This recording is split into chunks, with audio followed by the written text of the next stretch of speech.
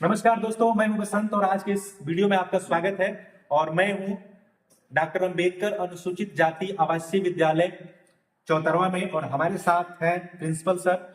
और हम लोग आज रिव्यू करेंगे यहाँ के आईटी लैब को।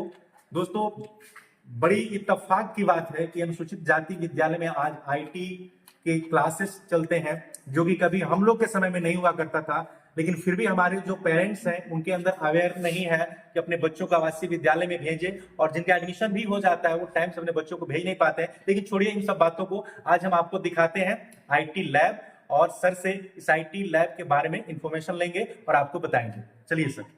ये तो सर नए नए डेस्कटॉप लगे हुए हैं। ये हमारे यहाँ भी स्थापित हुए, इसको लगभग 7-8 महीने हो गए।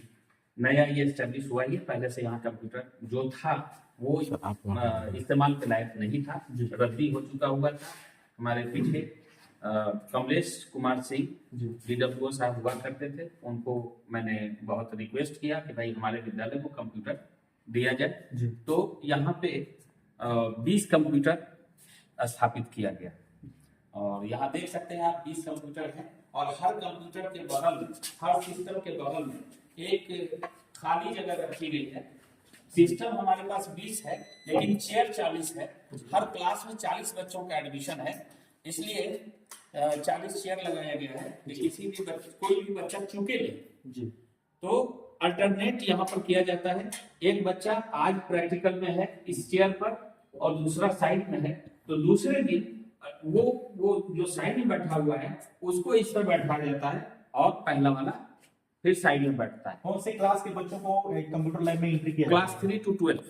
क्लास 3 to 12 सभी बच्चे यहाँ पर आते हैं और सप्ताह में 2 घंटी उनकी इसमें होती है।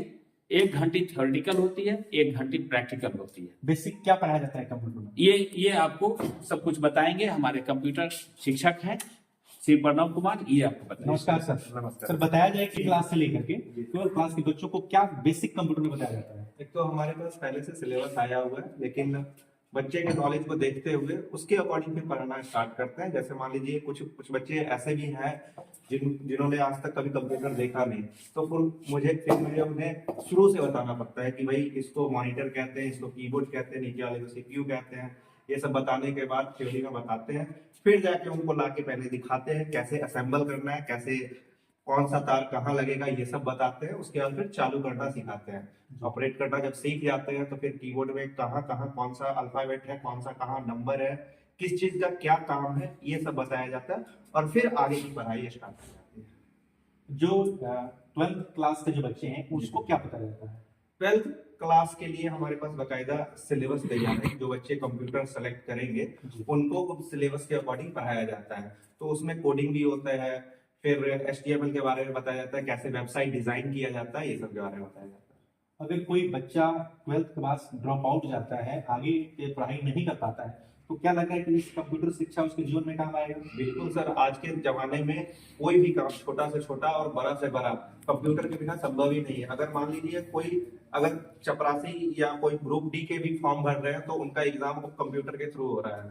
तो CVT के माध्यम से जब वो कंप्यूटर में जब पहले से चलाना जानते हैं तो उनको वो चीज करने में आसानी होती है। तो ये जाके अभी आगे के जीवन में भी फायदा करेगा। मान लीजिए अगर अपना ही सिस्टम लेके बैठा हुआ है और वो कुछ उसी में व्यवसायिक काम करना चाहता है तो वो उस फील्ड में भी कर सकता है। कुछ बच्चों को सिखाने के क्रम में कुछ ऐसा इवेंट हुआ है जिससे आपको थोड़ी सी परेशानी हुई होगी या बच्चों को आपने डांटा होगा, कुछ ऐसा इवेंट?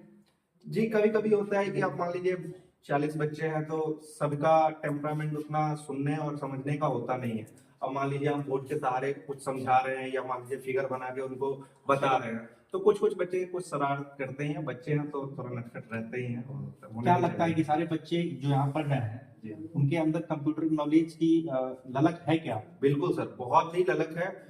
स्टार्टिंग के दिनों में तो वो अपने मन जैसे ही घंटी बजने के जस्ट तुरंत बाद यहाँ पे लाइन लगा देते थे और फिर आने के इंतजार में रहते थे कि कब सर परमिशन देंगे तो फिर हम अंदर आएंगे। तो इससे पता चलता है कि बच्चे बहुत ही उत्साहित हैं इस चीज के लिए और इसको सीखने के लिए। हायर एजुकेशन हो या एंटरप्रेन्योर स्किल्स हो, तो उसमें आपकी कंप्यूटर क्या मदद करता है सर? हायर एजुकेशन में चूंकि हमारा ये भवन है, ये इंटरनेट लेस है, तो इसमें है क्या कि सभी कंप्यूटर में इंटरनेट भी चलता है।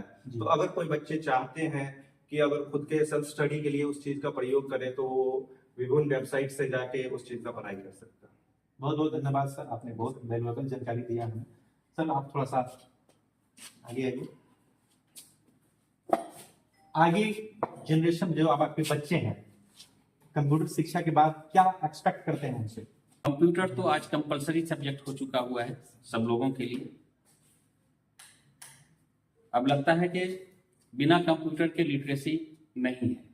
लिटरेसी कंप्यूटर में होना बहुत जरूरी है, बच्चे तभी आगे बढ़ पाएंगे। हर क्षेत्र में कंप्यूटर की आवश्यकता आज पड़ रही है। आर्टिफिशियल इंटेलिजेंस इसके बाद जो अभी के दौर में बहुत इंपॉर्टेंस रख रहा है, इसके बाद बच्चे उसको पकड़ सकेंगे और हमारे बच्चे दुनिया का मुकाबला कर सकेंगे। अन्य देश के बच्चे जहां आगे बढ़ रहे हैं, वैसे ही हमारे बच्चे जो बिल्कुल निम्न वर्ग से आ रहे हैं, ये बच्चे उसको compete कर सकेंगे, हमें ऐसा यकीन है।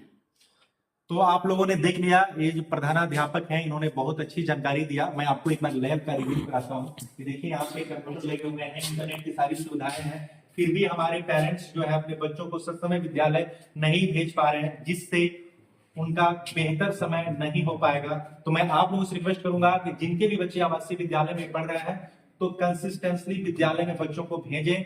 और जो बच्चे यहाँ पढ़ रहे हैं, अगर वो हमारी वीडियो देख रहे हैं, तो कंसिस्टेंटली अपने क्लास में जाए, आगे पढ़ेंगे, तभी जब वो रोज विद्यालय में पढ़ेंगे।